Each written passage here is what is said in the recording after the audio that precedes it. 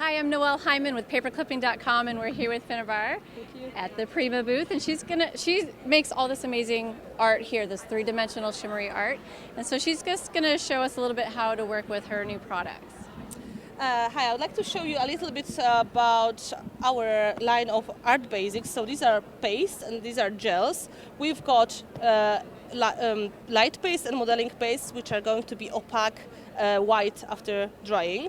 And we've got the cousins, so the 3D matte and 3D gloss gel. These are going to be transparent after drying, of course with a different finishing. And the other cousin we have here on the table is the soft matte gel, and there's also soft gloss gel, matching the colors. And this is going to be the liquid version of the medium. And of course you can use them as they are. You can use them to create just dimensional effects of this kind. So just to show you, this was the light paste, this was modeling paste, and here are gels drying already, so we can see the gels are getting totally more transparent, and they have the same body and stickiness, but they give you the different effect. My point is, it's good to have versatility in the product. So we've got these as basics, and we want you to try and play like in a little lab and create your own custom gels, custom paste, and add grain to it, add color to it, add some bling into it, and it's very, very easy.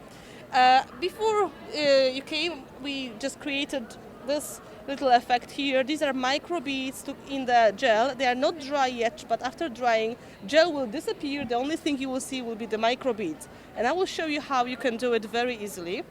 You just need a container. This is my container I was using, very simple one. And in fact, the simpler the better, you don't have to clean it later. Then we need to find the base. My base was the 3D gloss gel because I wanted dimensional paste, but transparent, which means I will only see the micro beads. I apply the amount of the base I need for one project, let's say just a little bit, in my container. Then I choose the effect. So micro beads in blue, splash color. Put them in, right?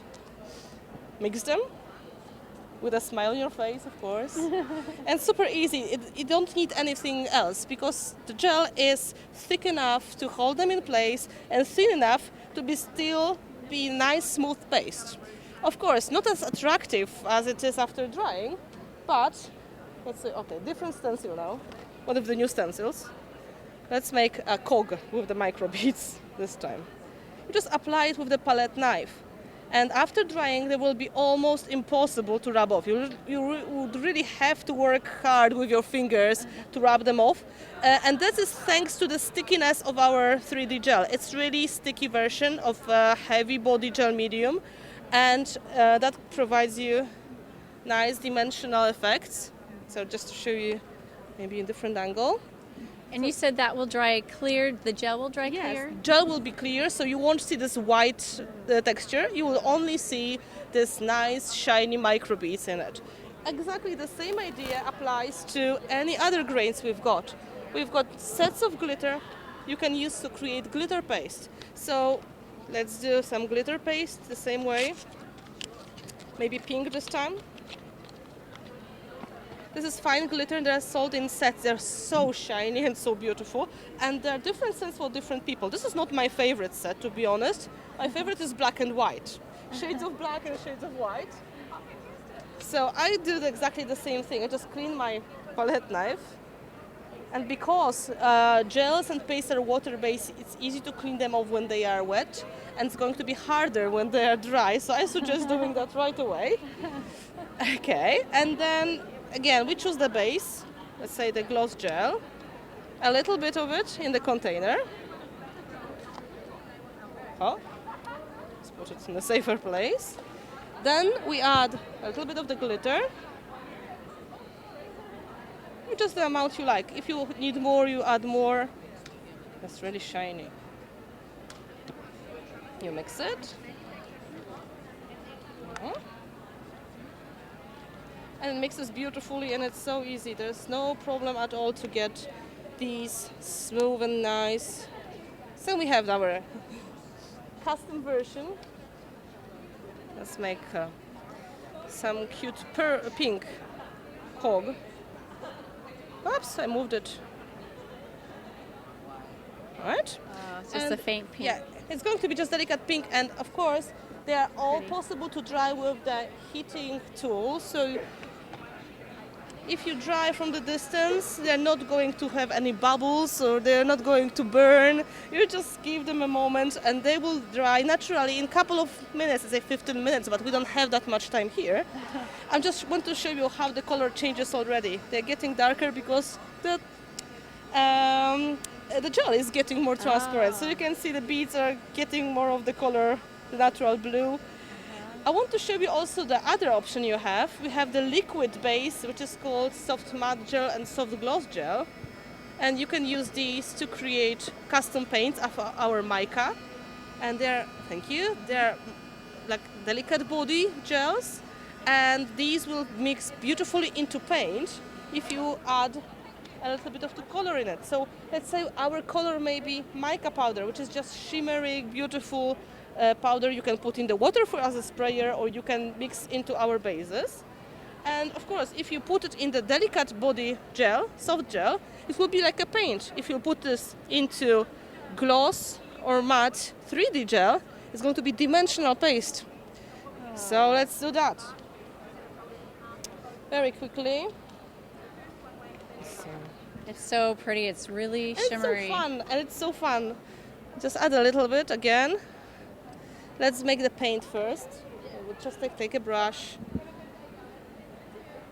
Now the problem of mixing, of course, because it will run away.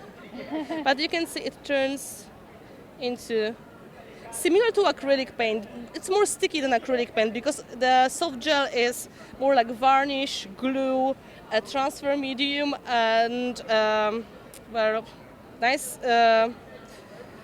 adhesive in one. Okay. So then let's say this is our paint. It changes into, and of course, any color you put in, this color you will have in the end. Of course, it's going to be more shiny and more vibrant after drying when this white effect will finish, right? It was just a soft gel and mica. And to create the dimensional version, we need to change the body of the gel. So let's say this time the 3D matte.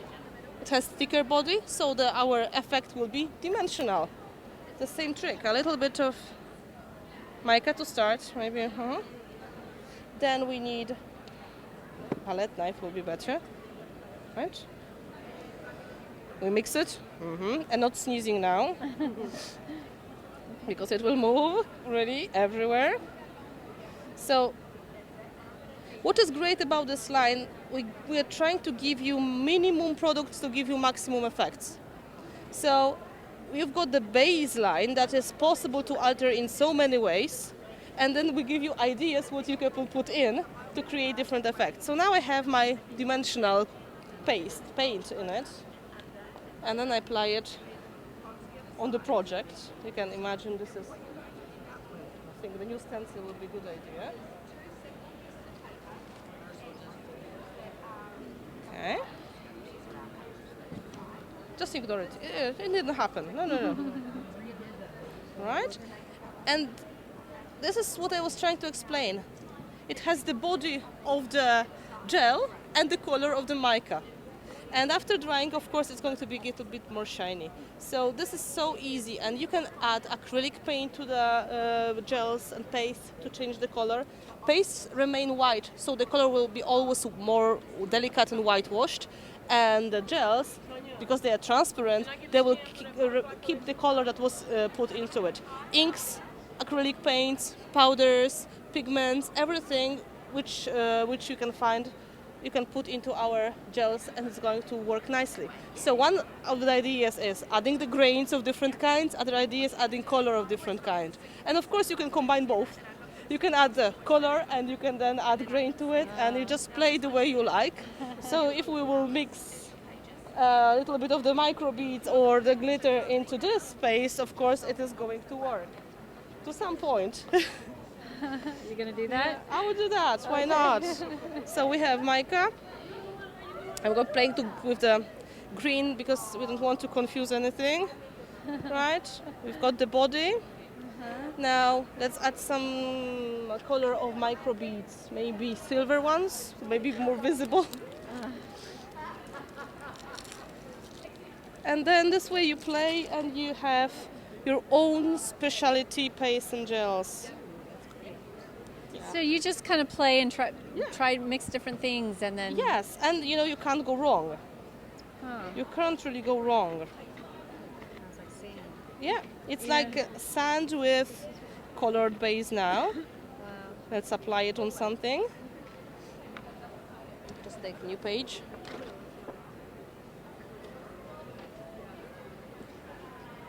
And the best part is you decide what you would like to get. I love it. I love it because you can't get disappointed when you created that yourself, right? It is your custom. Oh, sorry, it's your custom mix.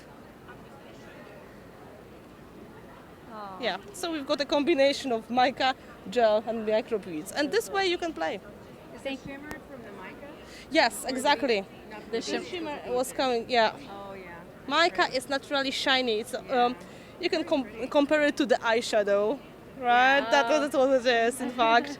And good quality mica is used to create eyeshadow, so this is the same blingy effect.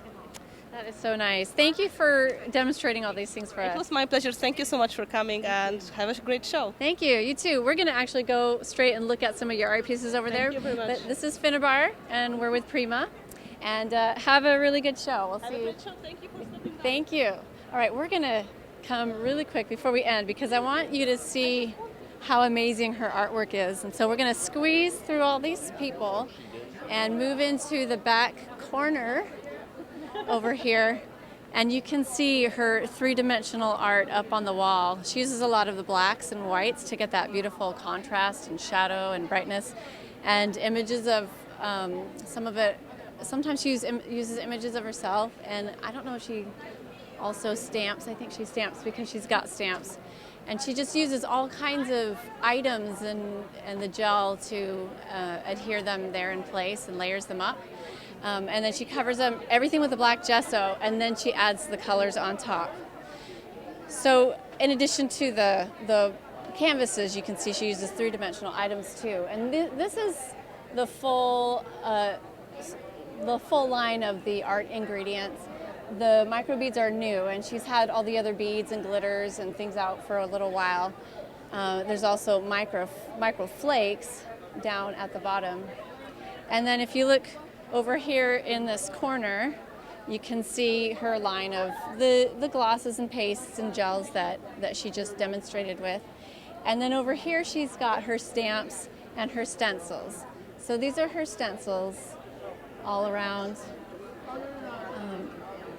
And then you can see some of them at work here, like this little crisscross. I think it might be one of her stencils. Yeah, it would probably be that one up there maybe. Maybe that, and you can see that she also used a stencil to get these little squarish sorts of shapes, and that's this one down here. And then if you look up, you can see her stamps on here in similar style to her artwork that she was just using. That looks like the stencil she was just using. There's a few more sets of cling stamps that way. So lots of really good stuff. There's also wooden stamps. So if you want this same stamp but in the wooden block stamp with the rubber, that's that same one that we looked at, the cling stamp up on the wall. So these are all products by Finnabair, and you can find them through Prima. And I'm Noelle Hyman at paperclipping.com.